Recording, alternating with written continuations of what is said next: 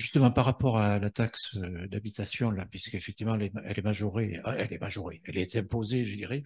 Est-ce que ça n'a pas un effet plutôt pervers, justement, où, effectivement, pour les collectivités territoriales, finalement, c'est beaucoup plus intéressant d'avoir de la résidence secondaire, puisque les ressources sont, je dirais, augmentées. Donc, ils peuvent faire d'autres choses.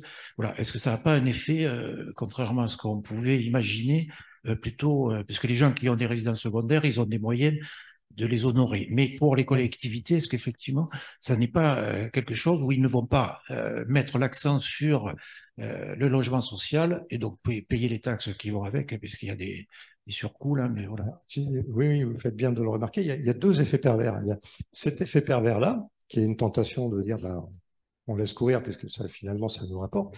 Mais il y a un autre effet pervers qui est très, très visible sur cette, et je pense ailleurs, c'est que finalement, euh, on va capter des gens qui vont venir malgré tout acheter, qui sont des gens de plus en plus riches. Parce que ça ne les dérange pas.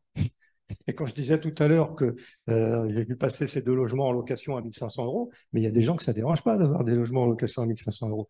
Et là, sur le canal Central A7, ce qu'on appelle le cadre royal, vous avez le Rio, qui est l'ancien cinéma populaire d'ailleurs, qui a été racheté pour faire un restaurant plutôt luxueux.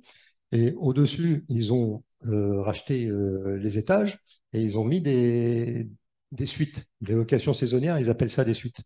Bon, ben, leurs suites, moi, je les ai vues passer l'autre jour sur Internet, elles étaient à 450 euros la nuit. Donc, c'est dire qu'on est en train de basculer dans quelque chose qui ressemble un petit peu à Saint-Tropez. Et moi, j'ai traversé l'année dernière 7 à vélo, comme je le fais quasiment tous les jours. Je me souviens, ça m'a frappé en été, traversé 7 à vélo, je suis tombé sur une Porsche en bas de chez moi. J'ai dit, tiens, je vais regarder combien je vais croiser de Porsche. J'en ai croisé 10. Entre chez moi, la gare, et le bord de mer où je suis arrivé, j'ai croisé 10 Porsche. On est en train de basculer dans quelque chose où, effectivement, on monte les prix, on taxe, mais on attire des gens que ça ne dérange pas. Voilà. Il y avait, oui. Oui, Laurent, c'était pour appuyer tes propos et répondre aussi à une question sur les lois et sur le logement.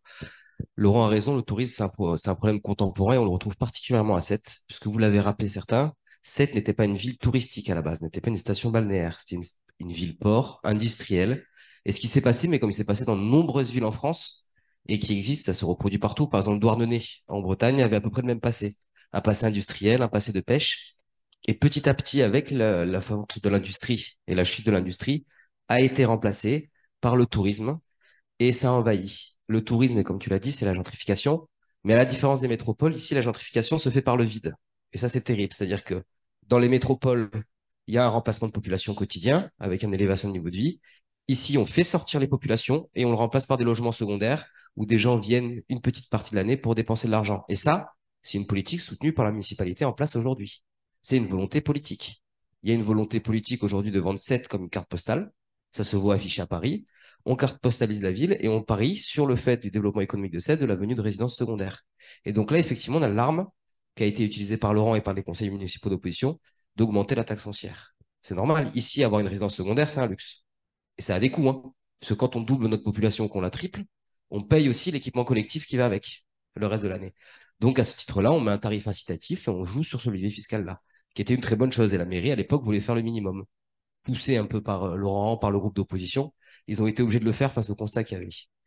Deuxième point, il y a la loi SRU qui est un outil qui peut être fait. Et effectivement, ici, elle est à peu près respectée. Mais rien ne nous empêche à 7, avec une municipalité volontariste, de s'appuyer encore plus sur cette loi et sur le nombre de logements sociaux. Parce que je rappelle, les logements sociaux, c'est juste remettre sous le contrôle public la gestion des logements. C'est-à-dire que vous avez soit le parc privé, où là, tout le monde fait ce qu'il veut, soit le parc public, où on peut justement gérer par rapport à une dynamique nationale et une dynamique qui est d'accueil de population et du tourisme, la politique de logement qu'on a sur 7. Et ça, avec une politique volontariste, on peut. Ça a été fait aussi à Paris, avec la mise en place de règles pour lutter contre le Airbnb. Et tout ça, on voit qu'on peut le faire. Le problème qu'on a, et Laurent l'a très bien dit, c'est que la mairie actuelle ne veut pas, ne fait pas et encourage même. Donc, il faut espérer qu'au prochain, effectivement, on arrive à poser ce problème qui est de plus en plus présent pour répondre à ces problématiques.